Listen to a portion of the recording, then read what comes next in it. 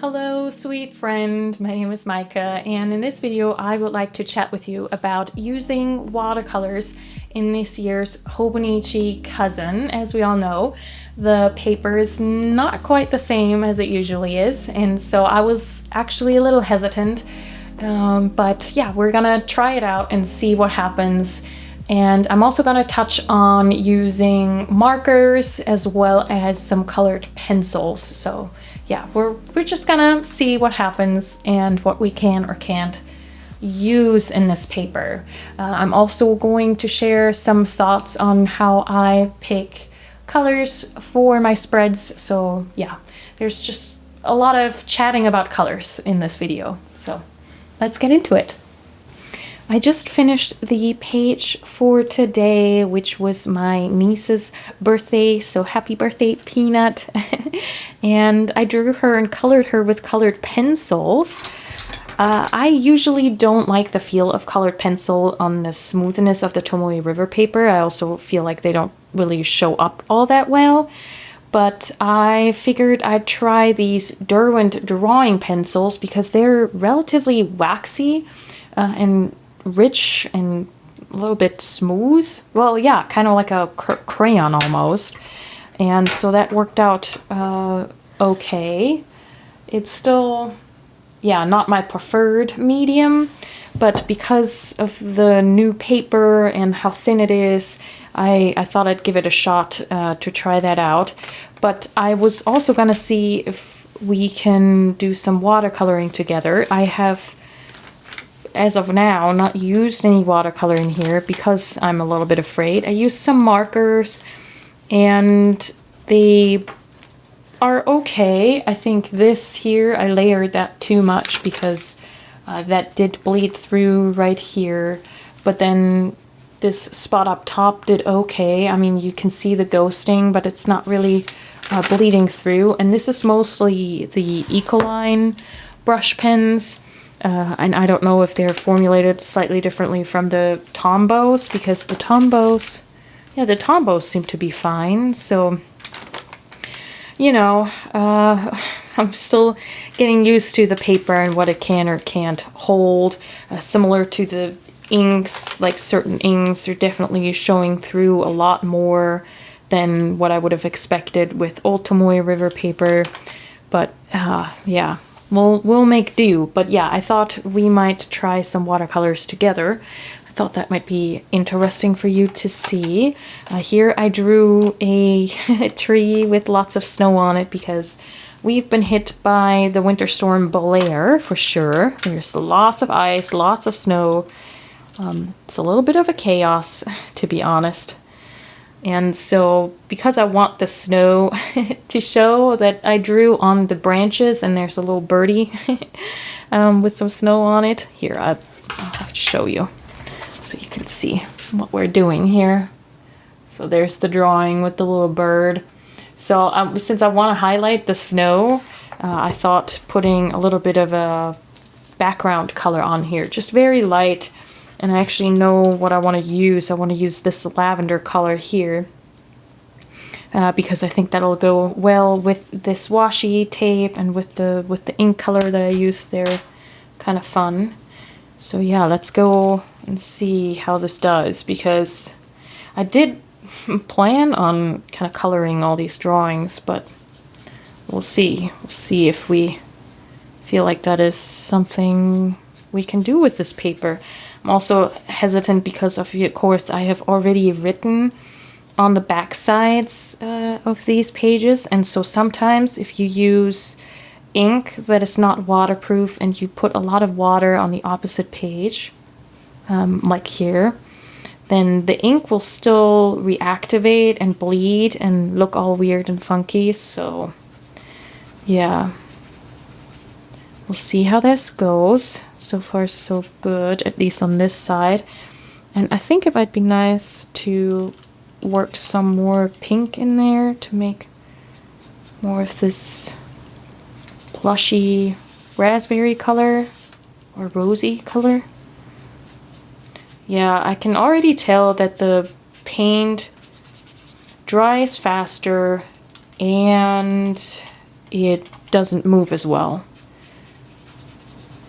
So definitely a different experience. It's almost a little bit more like Midori paper. I feel like Midori paper is also, the watercolor dries pretty quickly. You have to work either super wet or very quickly in order for you to get a even spread of color. How have you been faring with the new Tomoe River paper if you use a Hobonichi?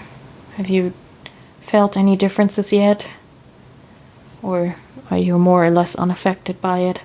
I feel like even just writing on it with ink makes the paper more crinkly. Like even just having any kind of ink, not even necessarily wet ink, on there makes it more crinkly. Which on the one hand, I love that sound, but it also means that the pages are gonna get even fluffier. And I went for the full year version this time and not the Avec. Okay, so maybe like this. I feel like overall I made it a lot darker than I was gonna go for, and I am gonna probably give the tree branches themselves a color too because of how dark that background color went. On camera it doesn't look actually that dark. Well, maybe I'll lighten up while drawing. But let's see the back side. That's all right. But also this black ink is Diatramentis document black, so that doesn't really move at all with water either. But I feel like it shines through more now that the paper has gotten wet. Wow. Well, all right. But I think so far I would say that you are safe to use watercolor, at least with fountain-proof ink. Not fountain-proof ink. What is that? That doesn't that doesn't mean anything. Waterproof fountain pen ink. There, that's what I wanted to say. Okay, I think I'm going to let this dry and then maybe we can put some more colors around here. I also really wanted to give her some color, her outfit, make that look a little bit better. And then I might leave these as drawings, these like pastries, and just add color to me and my husband, just to, you know, have a little bit of a variety on the page. I do like that, to have some things colored in and then leave other things just as line drawings. So yeah, we'll see, and maybe add some spots here with color, just really simple. Yeah. This beautiful lavender color, by the way, is from a small business called Watercolor Candy Shop on Etsy, which I will leave linked in the description if you want to check that out. I actually won this little pan on a giveaway of hers on, I think it was Instagram, because something in this specific batch had gone not quite to plan, so the color was slightly different than her usual lavender color would turn out. But I really enjoy it. It's such a beautiful lavender color. I like how much pink there's actually in it. And I don't really have that many watercolors by small businesses, even though I think it's so great that people get into that. It seems such a laborious process that I find it quite amazing that people would do that at home. But yeah, I feel like the small businesses understandably often only make pans, not tubes, and I find tubes just more useful in case I want to set up multiple palettes. And so here I show you how that all turned out. I think, yeah, the colors just really complement each other. I like how they spread across the two pages. And here you can see just the warping on the paper. I was trying to show you, even with those thin layers, how much it pulls on the page. It creates quite a bit of crinkle and warping. So I'm trying to decide what colors go where, basically. And I'm looking at these stickers, and there's this kind of muddy red in here. Well, this is a little brighter, but this is a fairly subdued brown red, I would say. And actually this Kewpie Mayo has a very distinct red cap, so I think I'm gonna pick up this red and definitely make the cap red, and then sort of work my way out from there. And what I'm trying to do with this spread is to make it a little bit cohesive, in the sense that certain colors that come up here also are gonna show up here, just simply because, I don't know, that's nice. And I definitely think that I'm just gonna color us and leave this as is.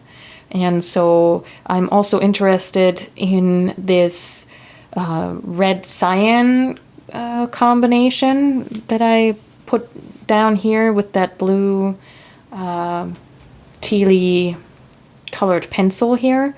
So yeah, I think that's what I'm going for, a sort of mixture of these muted browns, muted reds, with maybe some pops of like a bright or brighter blue-green, something like this, for example. So yeah, starting off with the cap, and then maybe deciding some of her outfit pieces, and then just starting to mirror that over here. Yeah, okay, let's see how this goes. The intention of this video was to just really try out the watercolor in the Hobonichi and see how the paper does with it, and we've somehow shifted into a conversation about color palettes, and I hope that you find this, I don't know, inspiring, or at least enjoyable to watch and listen to. I'm just gonna embrace this traversal into the color land. I don't know, that's really awkward. But yeah, you might have noticed that I tend to change the colors of things, like clothing, to fit the page or fit with my mood while drawing, or just to mirror colors that are already on the page from a washi tape or a sticker. So I rarely use the real color of a thing, unless that is the point of the journal entry. So for example, if I talk about a new sweater or a new scarf, I would definitely depict it with its real colors. But I don't know, I just find that I have a lot more fun with colors this way, rather than trying to depict everything realistically. And as you can see, my drawing style is already so, you know, shape-based and abstract and cartoony. Yeah, so in general, I don't go for the realism all that much to begin with. And I think one of the benefits too of playing around with colors is that you get away from the crayon box look, if you know what I mean. So if the tree leaves are green and the trunk is dark brown and the grass is green, you know, it all just looks very much, or can tend to look like you had a box of crayons and you were very limited in the color choices that you were able to make. And it can be really interesting if you have, for example, already some lettering in a pink color on your page, to try out what a tree looks like with pink leaves, and the trunk is maybe a dark purple. All of a sudden, there's something happening that's maybe a little bit more interesting.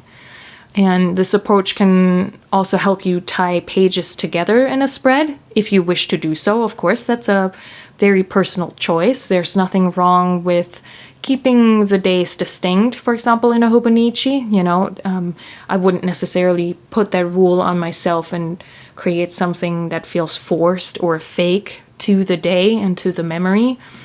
I think overall, all of my choices, the colors that I choose and the drawings that I make, are always based on what feels true to how the day felt, because I feel like feeling often is, for me, a far more potent memory trigger than, for example, realism is.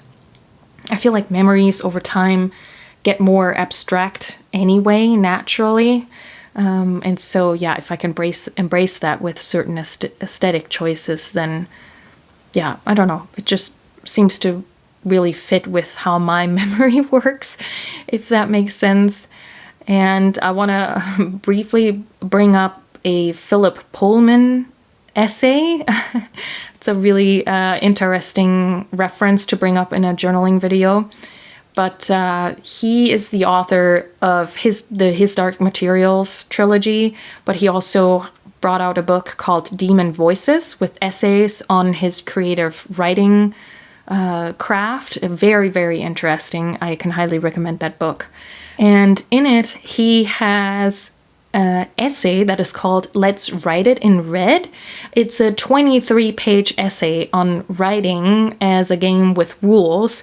So I'm not taking away too much by sharing this little snippet from the essay, because, yeah, there's so much in that essay that I won't get into.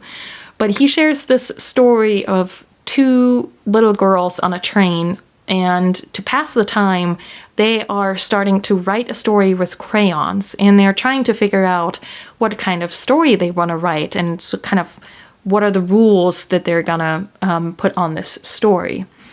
And at one point, one of the girls exclaimed, I know, when we come to an exciting bit, let's write it in red.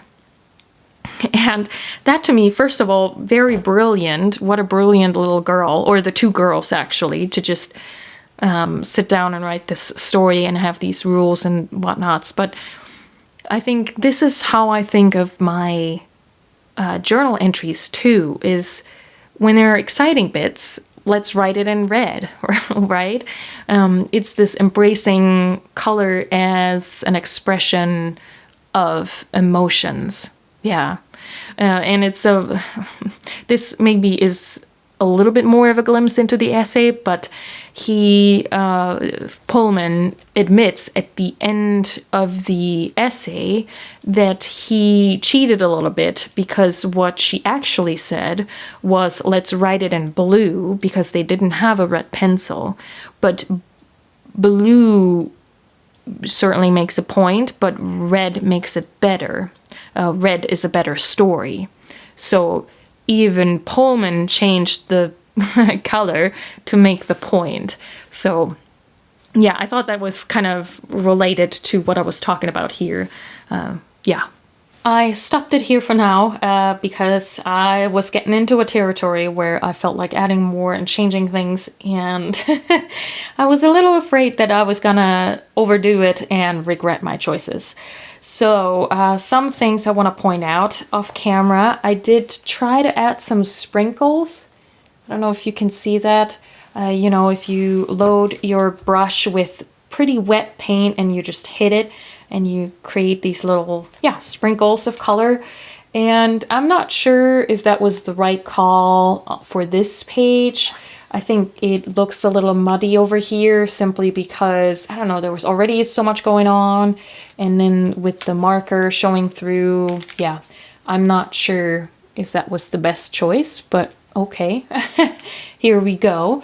And then I did add some colored pencil to her scarf, just simply because that brown on brown look was a little too much. I still regret making the scarf brown, but anyway, we're trying to work with what we have. And I have found that these luminance pencils work great over watercolor. They're also pretty creamy. This is the only luminance pencil I have because they're quite expensive, but I might pick out just a couple colors that are showing up over and over in my work. I guess that might be a way to go about it. And then overall, I felt like the Tomoe marker that I had initially put down for the Kewpie Mayo had been just way too bright. And so I took my brush, just cleaned it off, had a wet, clean brush basically, and then tried to lift up some of the color. So you go over it with the brush and then you wipe it off and go over it, wipe it off. And you can sometimes erase watercolor and marker or water-soluble markers that way. And it worked a little bit. It's, I would say, less intense than it was before. However, it did lead to the Tomoe marker coming through on the opposite side. So this smudge right here was not there before. So, and I do think I definitely took off some paper as well, not just color. So I would be very hesitant to now go over it again with color. So I don't think the Tomoe River paper can handle that. But you know, that would be more something to do with actual watercolor paper. That I wouldn't necessarily fault Tomoe River paper for that. And then as you can see, I did end up deciding to put at least a little bit of color here. I don't know, without the color, it felt a little off balance. And I do think that this just very light brown mirrors the ink color pretty well. This is Ferris Wheel Press Russet Typecase, which I had high hopes for, but I don't know if I love it. I think it looks a little pale on the Tomoe River paper. I thought it would be more of like a true golden brown, but yeah. And it also, I don't know if you can see that on camera, but it lightens up quite a bit while writing, which is kind of disappointing, but yeah. Anyway, so I think this works well.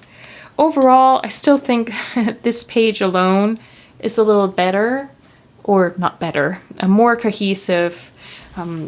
There's just something about this page where things just don't have enough grip down here. Things just sort of break away down here, if you know what I mean. I don't know. Do you know what I mean? And that's fine. I'm just pointing that out because I'm also trying to obviously hone my skills, figure out what I like, figure out ways to approach daily pages or A5 pages in this case. And so I like that I can use my journal to make decisions and then work based on those decisions that I've already made. You know, if this was finished artwork, I might be making pencil sketches beforehand and really plan out the colors and put all this time and effort into this. And of course, I don't want to do that with daily pages. And I do think it's a great creative exercise to just commit to something and see what you can do with it, even if it's not your favorite. You know, just build on top of it and see if you can change certain things or can build off of it and improve it a little bit. But if not, then that's fine also. Yes, this page is a little bit chaotic, but also it looks lived in. You know, I tried things. so there's that. And yeah, so I'm not sweating it at all. So yeah, overall, I think I would say that the new Tomoe River paper does handle watercolor. Like, you can still use watercolor, or at least mine does. I know that there's also been differences between books, it seems like. It is very crisp.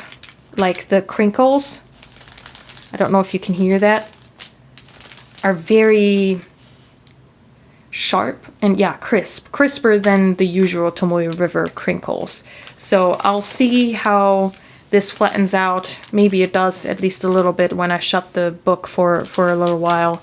But yeah, at least it doesn't feather, it doesn't just completely bleed through or activate every ink on the other side. So that's good for me. And I knew already that I probably wouldn't be able to do watercolor on every single page in a year-long book. that would be way too fluffy. But yeah, that's that. Thank you so much for sharing this time with me. I had so much fun chatting with you about colors and color palettes and watercolors. And I did want to mention that I'm of course aware that artists have been changing up the colors of things based on mood for centuries at this point. So that is not something new, and I'm not claiming to have come up with anything here. I just figured it would be a nice reminder, because sometimes journaling or a journal, especially with dated pages, can almost demand a certain accuracy, and we feel like we have to be very truthful and very specific with our entries. And yeah, I just want to inspire you and maybe remind you that that isn't necessarily the case. Like, just as we don't have to give a minute by minute breakdown of our day, like we can leave stuff out of journal entries, we can also change the colors of objects. Like, that's fine. And all of this is, of course, based on your personal preferences and what you find meaningful and what you want your pages to look like and feel like, and what you want to remember when you go back through and yeah, reminisce. So yeah, that's that. But yeah, let me know in the comments if you have been using watercolors in this year's Cousin, if you've had experience with markers or any other art materials on the Hobonichi paper, the Tomoe River paper, and how that's going for you this year. I'd yeah, love to hear what your experiences are and if that has been any different from what I've been experiencing in my book. Yeah, I love to chat. All right, thank you so much, and until next time, happy journaling.